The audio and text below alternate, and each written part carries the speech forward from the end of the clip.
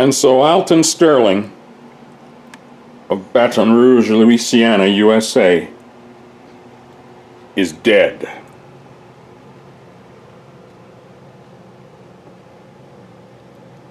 Granted, in my opinion, the cops could, and should have tased the fella in lieu of shooting him.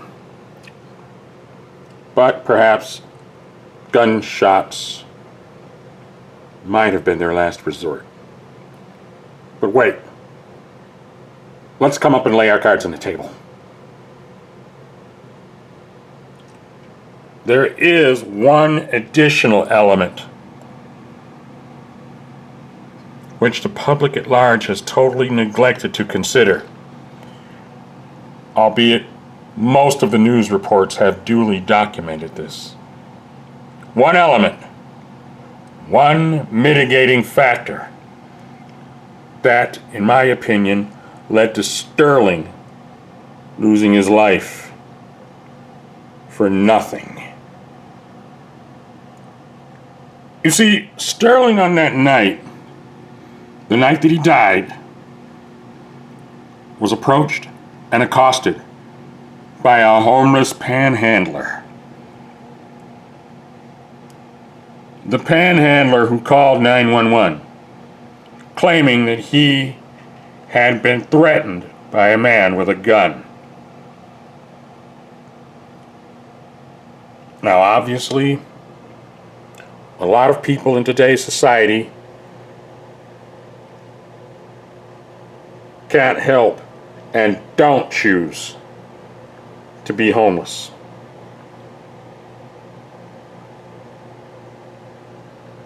And mind you, there are some panhandlers that use their donated gifts, alms, as the case may be,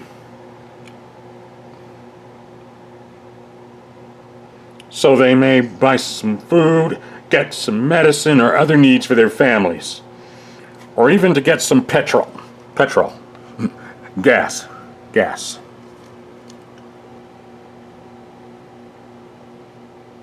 So, so they can use their truck to get to a job.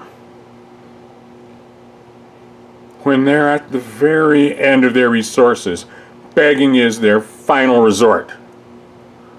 Something that they don't really want to enter into, but they have no alternative. All this contributes to society's critical regard and overall disdain towards beggars. The undeserving panhandlers, in effect, are stealing from those who have no choice but to beg. Now look, who knows what that Louisiana panhandler said to Sterling on that night? Who knows what that Louisiana panhandler did to Sterling on that night? In addition to saying, spare some change today. Look, as well as we know, Sterling in all probability pulled his hardware out to defend himself.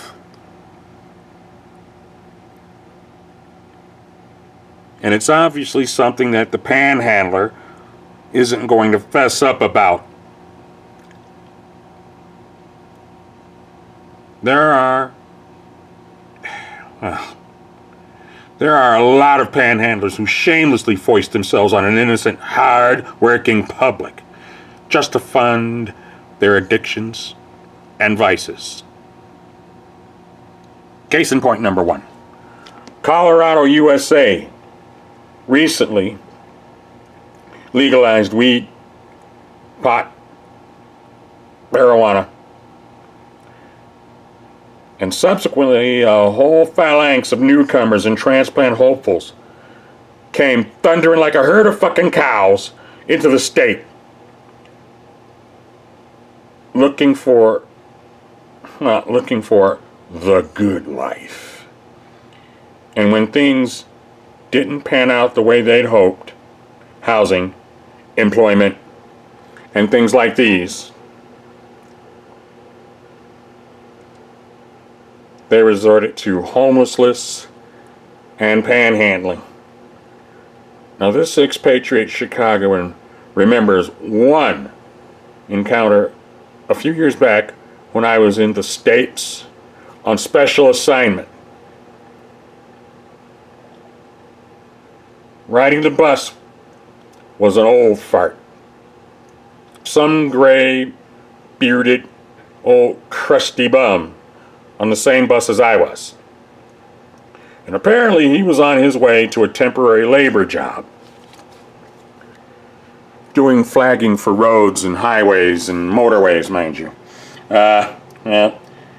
Attired in, well, you know, the slow stop sign on a pole, reflective vest, helmet, and all stuff like that there.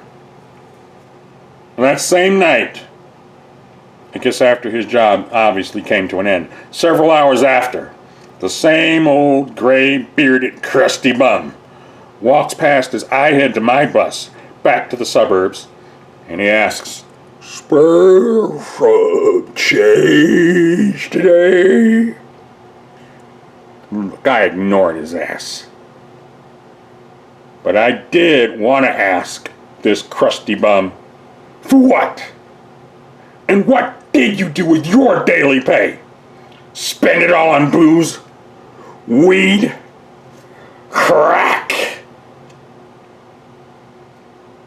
You can't help but wonder something like that. You can't help but suspect something like that. Case in point number 2.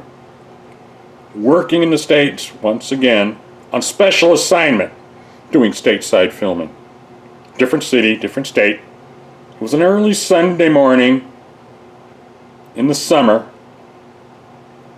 and I was having some breakfast at a 24-hour dining emporium, when this black guy, totally disheveled, and who really reeked of alcohol and a severe lack of personal hygiene, staggered in to the restaurant and asked a couple dining at one table if they could give him some money. They refused. The bloody yubble then came up to this expatriate Chicagoan, pats me on the shoulder, saying, "Say, my brother, can y'all help me out with $1, man?" Now, this expatriate Chicagoan chose to be politically correct and not respond the way I wanted to, even though he didn't get one penny, not one red cent from this expatriate Chicagoan.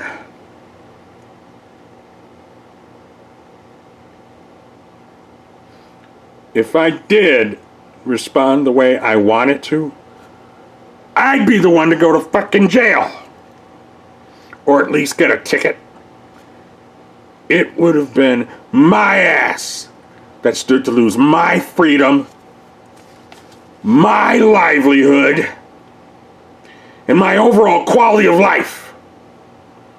All because that fool who had the unmitigated gall to step up to hard-working people for a handout, moreover lacking any self-respect or respect for others, to sober up, shower up, and get a job. And finally, I want you all to peruse clicking on the accompanying link telling of the recent rash of incidents that have occurred in Denver, Colorado, USA for this summer.